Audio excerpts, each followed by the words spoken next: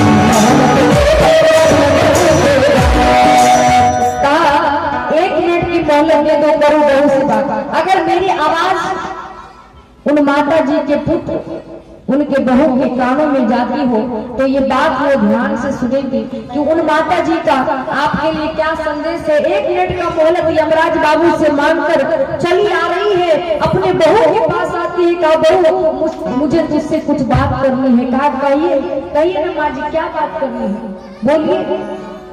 कहा बहू अरे मैं तो अपनी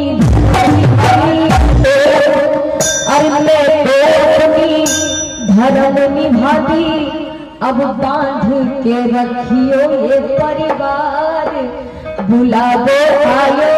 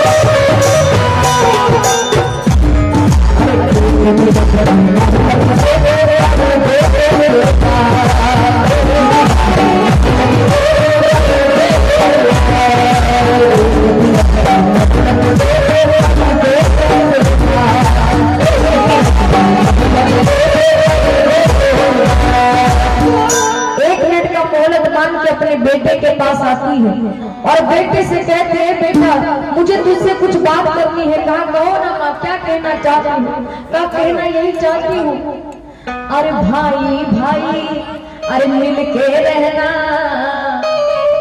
अरे भाई भाई अरे मिल के रहना, क्योंकि अरे जाना है सबको उनके पास, बुलावो आयो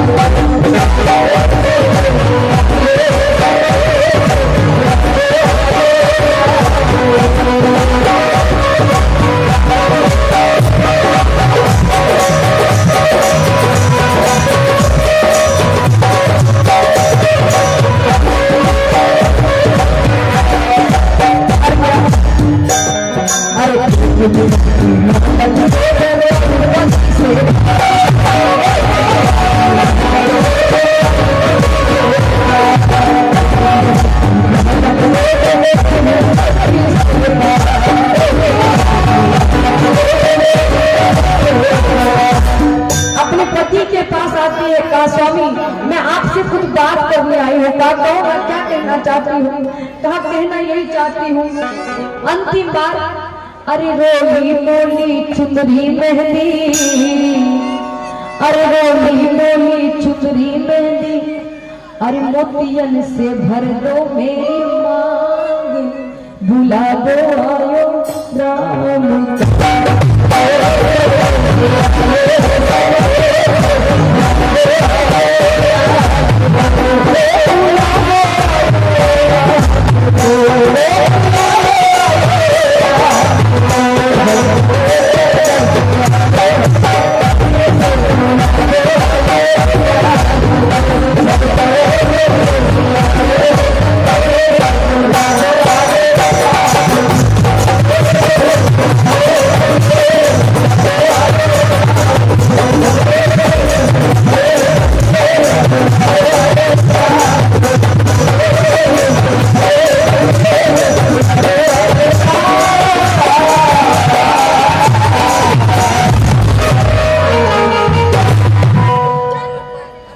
इधर देखा जाए सेठिया रोजाना अपने बच्चे को लेकर कपड़ा धोने के लिए जाती है तालाब के किनारे। तालाब के किनारे जाती है तो तालाब के किनारे एक विद्यालय भी है, जिसके उस विद्यालय के बच्चे रोजाना रोहित को देखते थे कि ये बड़ा छोटा बच्चा है लेकिन रोज माँ के साथ आता है और कपड़े धोता है, क्या ये पढ़ाई लिखाई नहीं करता क्या? एक दिन स्कूल के सारे बच्चे आते हैं, स्कूल के सारे बच्चे आए और रोहित से कहते हैं अरे ओ बच्चे, अरे ओ भाई, तुम पढ़ाई लिखाई नहीं करते हो क्या? कहा भैया पढ़ना तो चाहता हूँ, पढ़ना तो चाहता हूँ।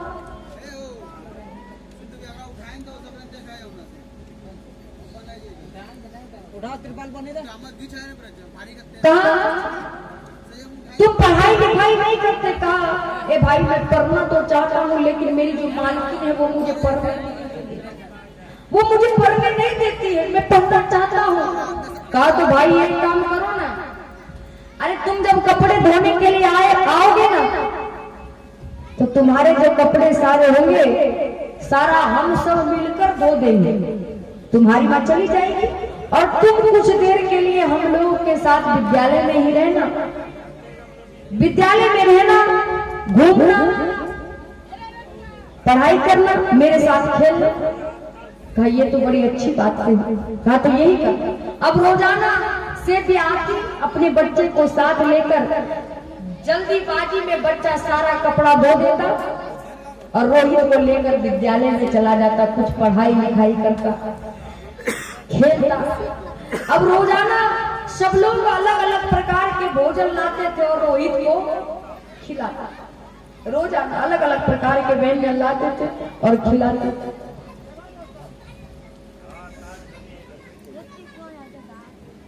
देखा जाए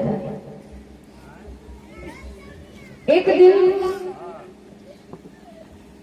रोहित से सारे दोस्त कहते हैं ओ भाई आज खेलने के लिए जाना है तो जरा सुनो, आज अपनी माँ से कह दो कि माँ जरा विलंब होगा आने में, तुम चिंता मत करना। कहा तो ठीक है कह देता।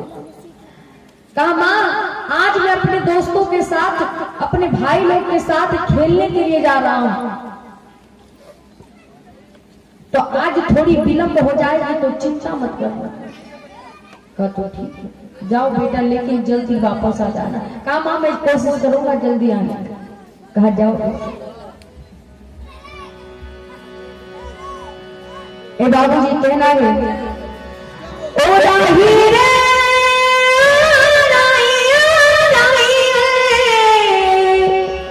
और जाना है सबको देश रे,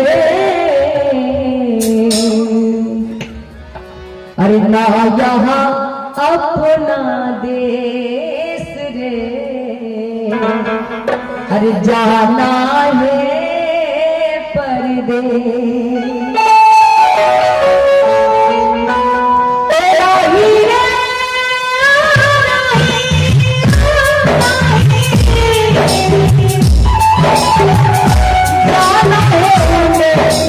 जाना है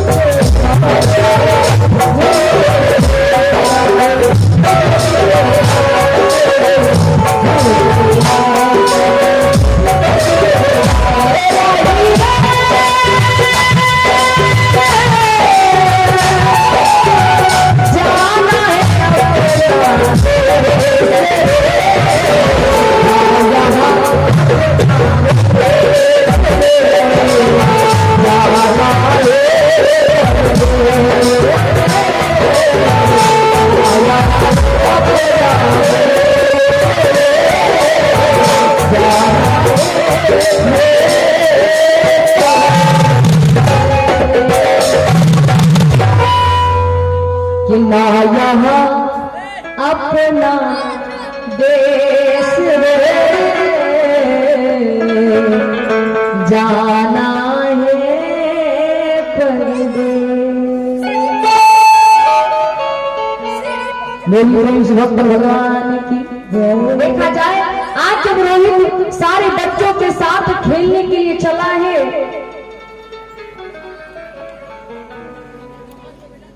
खेलने के लिए गया है, तो सारे बच्चे कहते हैं कि आज तक हम लोगों ने रोहित को कभी हंसते हुए नहीं देखा, कभी हंसते हुए नहीं देखा। तो एक काम करो, आज रोहित को हंसाना है तो कैसे हंसाएंगे? जिस तरफ रोहित रहे उसी के तरफ ज्यादा गेंद फेंकना है। कहा तो ठीक है, बात पक्की हो गई। अब सब लोग पूरे मैदान में बिखर गए, रोहित जी भी खड़े हैं। अब गेंद सब लोग मिलकर ज्यादा रोहित को ही दे, तो रोहित खिलखिला कर हंसता कि बार बार मेरे ही और गेंद आता है। हंसते हुए तो देख लिया, लेकिन बाबूजी विश्वामित्र जी भी लगे हैं। कहा सत के पद से नीचे तो करवाना है राजा हरिश्चंद्र, ऐसे तो होगा नहीं। एक बार गेंद जोरों से फेंक दिए तो दूर जाकर झाड़ी में गिर गई। अब रोहित जी दौड़े गेंद को लाने के लिए, लेकिन तब तक विश्वामित्र जी क्या किए? एक नाग को भेजे डसने के लिए, जबरदस्ती भेजा गया। नाग चाह नहीं रहा था कि बच्चे की हत्या करे, लेकिन उसे जबरन भेजा गया। धीरे धीरे नाग चला आ रहा था और रोहित जी दौड़ रहे थे गेंद को उठाने के लिए झाड़ी में। धीरे धीरे नाग चला आ रहा है।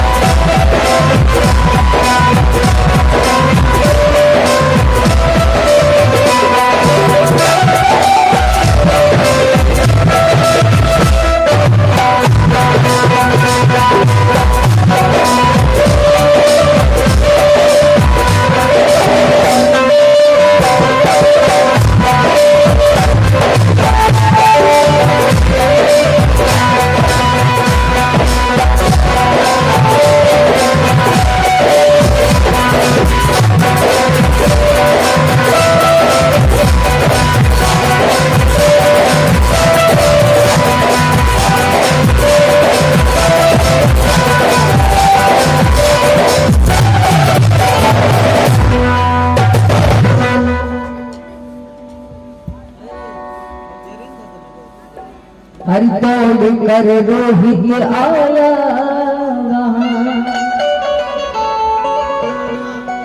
और दौड़ कर गेंद पकड़ता है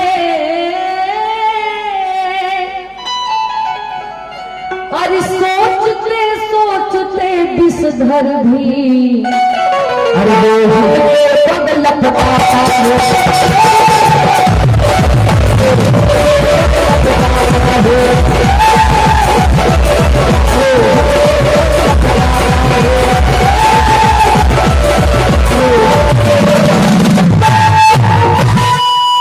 सोचते सोचते विषधर भी रोहित के पग लपटाता है, पैरों में लपटा गए नाग और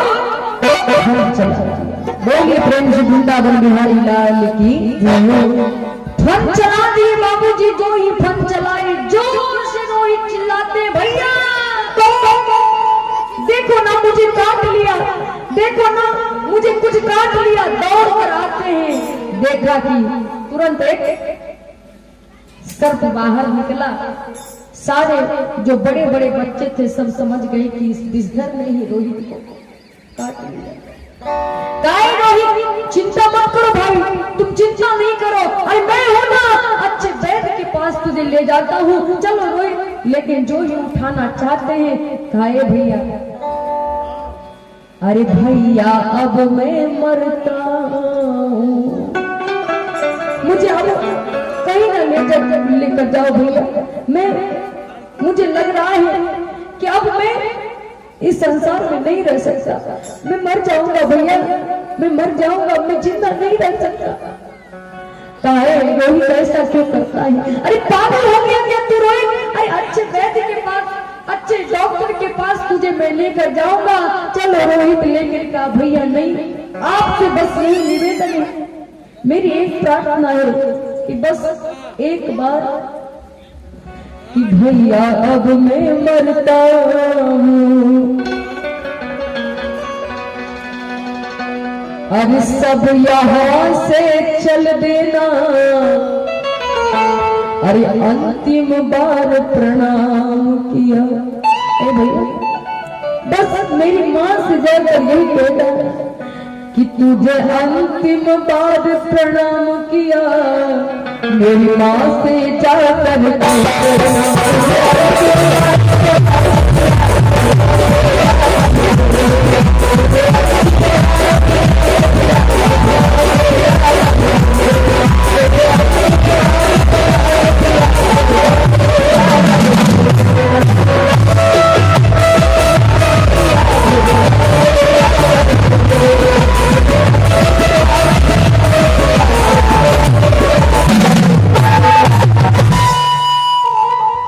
तुझे अंतिम बार प्रणाम किया, मेरी माँ से जाकर मैं अब बताऊं, बस मेरी माँ से जाकर कह देना कि मैंने अंतिम बार अपनी माँ को प्रणाम किया। सारे भाई जितने भी थे वहां बैठे हुए सब रोने लगते हैं। रोहित ऐसा क्यों कहता है? ऐसा मत बोल मेरे भाई। लेकिन तब तक रोहित के प्राण छूट गए बाबा, इस संसार को छोड़कर चले गए। दौड़ कर आ रहा है सब, लेकिन इधर माँ भी व्याकुल है कि अभी तक मेरा बेटा लौटा नहीं है, मेरा बेटा ना जाने कितनी देर कर रहा है, खेलता ही रहेगा या घर भी वापस आएगा। इधर से चली जा रही थी माँ, लेकिन तब तक उधर से सारे बच्चे आ रहे हैं। कहा बेटा, अरे ओ बेटा, सारे लोग तो हो लेकिन मेरा बेटा नहीं, मेरा बेटा कहाँ है, मेरा बेटा कहाँ रह गया? कहा मैया, अरे मैया तेरे रोहित को अरे एक विषधर ने काट लिया।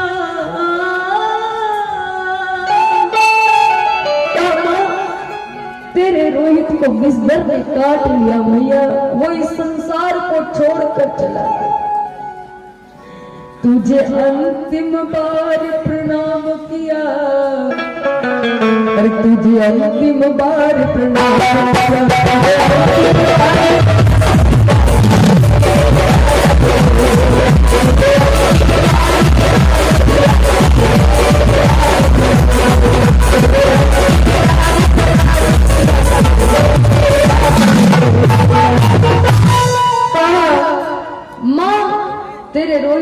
बिस्तर में काट लिया मैया वही संसार। कहा क्या बकता है, क्या कह रहे हो? कहा मैया मैं सही कह रहा हूँ। कहा मेरा बेटा कहाँ है? मेरा बेटा कहाँ है? मेरा लाल कहाँ है? मुझे उसके पास लेकर चलो, मेरा बेटा मुझे अकेले छोड़कर नहीं जा सकता। अरे मेरा तो मात्र एक सहारा मेरा बेटा है, उसके अलावा मेरा कोई सहारा नहीं, मुझे अपने बेटे के पास ले चलो। जितने भी बच्चे थे लेकर जाते हैं, अपने गोद में लेटा कर सेठिया जब रो रही अपने बेटे को, बेटा उठ जाओ ना बेटा, मुझे छोड़कर जा रहे हो बेटा, मुझे अकेला छोड़कर। तू अपनी माँ से एक क्षण भी जुदा नहीं रहते थे बेटा, अलग नहीं रह पाते थे, लेकिन आज मुझे यहाँ अकेला छोड़कर चले जा रहे हो बेटा। अरे बेटा रोहित आंखें खोलो, अरे रो रही तुम्हारी माता है, आंखें खोलो बेटा, मुझे अकेले यहाँ ना छोड़कर जाओ बेटा। अरे तुम्हारे सिवा मेरा इस दुनिया में कोई नहीं बेटा, मुझे अकेले मत छोड़कर जाओ। अरे बेटा रोहित आंखें खोलो, रो रही तुम्हारी माता है,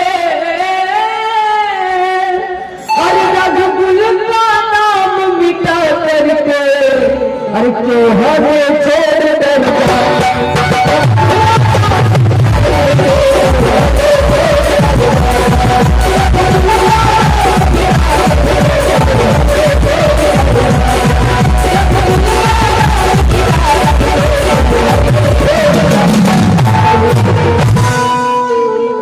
कहा बेटा उठ जाओ ना बेटा, मुझसे रूठ गए हो, मैं जानती हूँ तुम मुझसे रूठ गया बेटा, मैं जानती हूँ कि तुम्हारी भी इच्छा बहुत सारी होगी लेकिन मैं पूरा नहीं कर पाई, लेकिन बेटा मुझे छोड़कर मत जाओ।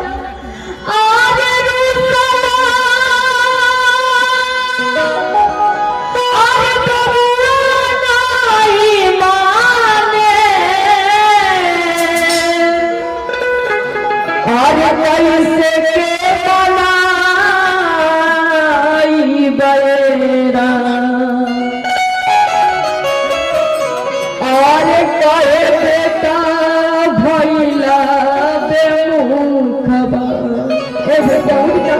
तेरे सिवा मेरा इस दुनिया में कोई नहीं बेटा, उठ जाओ बेटा।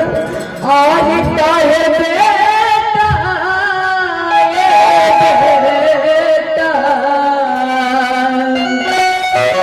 आज का है बबुआ भैला बेमुखबा, और कैसे बातिया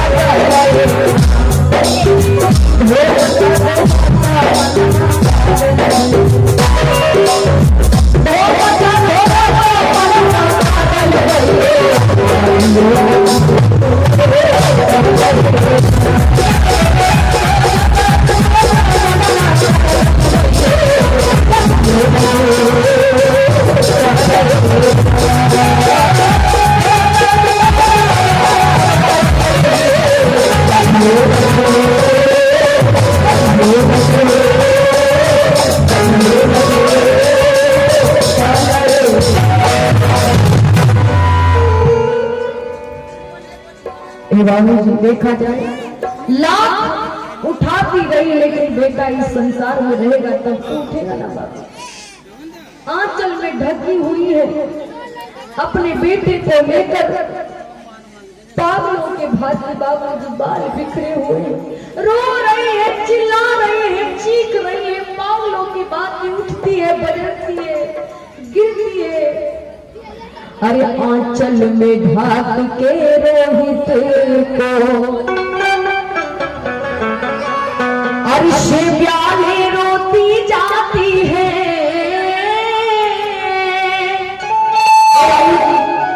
अर्श प्यार की हालत क्या वर्णूं, लेखनी आज थर्राती है।